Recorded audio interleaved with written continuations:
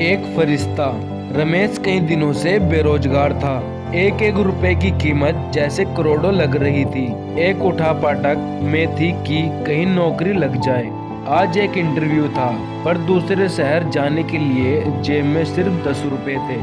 उसको कम से कम 200 रुपए की जरूरत थी। उसने अपने एकलौते इंटरव्यू वाले कपड़े रात में धो लिए, पड़ोसी की प्रेस मांग के तैयार कर पहन लिए, अपनी योग्यताओं की मोटी फाइल बगल में दबाकर 2 बिस्कुट खा के निकला। लिफ्ट ले, पैदल जैसे तैसे चिलचिलाती धूम में पसीने से तरबतर, बस इस उम्मीद में स्टैंड पर पहुंचा कि शायद कोई पहचान वाला मिल जाए, जैसे सहायता लेकर इंटरव्यू के स्थान तक पहुंच सकूं। काफी देर खड़े रहने के बाद भी कोई नहीं दिखा।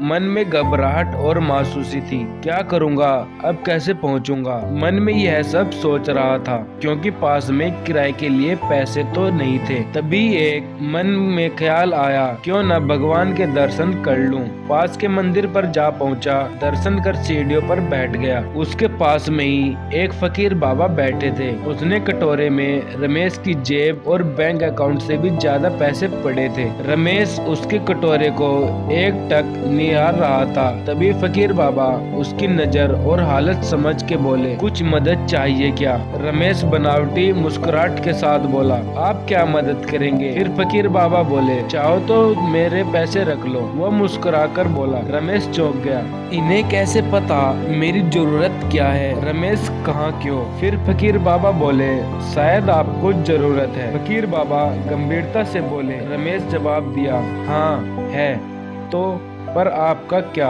आप तो दिन भर मांग के कमाते हो। रमेश उनका पक्ष रखते हुए कहा। फकीर बाबा हंसते हुए बोले, मैं नहीं मांगता, लोग डाल जाते हैं मेरे कटोरे में पुण्य कमाने के लिए। मैं तो फकीर हूँ, मुझे उनका कोई मोह नहीं। मुझे सिर्फ भूख लगती है, वो भी एक टाइम, और कुछ दवाइयाँ बस। मैं तो खुद ये सारे पैसे मंदिर की पेटी में डाल देता हूँ। रमेश हैरानी से पूछा, फिर यहाँ बैठे क्यों हो? फकीर बाबा ने जवाब दिया, जरूरतमंदों की मदद करने कहते हुए वो मन मन मुस्कुराते रहे। रमेश उनका मुंह देखता रह गया। फकीर बाबा ने 200 रुपए रमेश के हाथ पर रख दिए और बोले, जब तो तब लौटा देना। रमेश उनका शुक्रिया जताता हुए वहाँ से अपने गंतव्य तक पहुँचा। रमेश का इंटरव्यू हुआ और सिलेक्शन भी हो गया।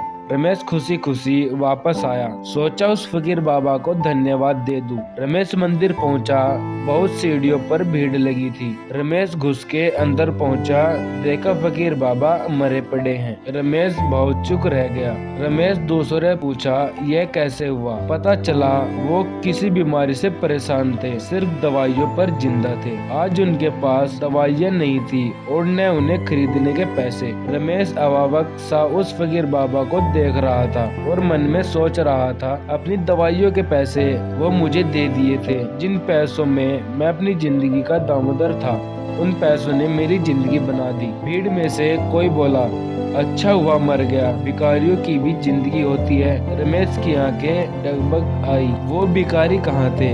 वो तो मेरे लिए भगवान ही थे, नेकी का फरिश्ता, मेरा भगवान। मित्रों, हम में से कोई नहीं जानता कि भगवान कौन है और कहाँ है। किसने देखा है भगवान? तो बस इसी तरह मिलते हैं। अगर आपको ऐसी स्टोरी और सुनना पसंद है तो हमारे चैनल को सब्सक्राइब कर लेना।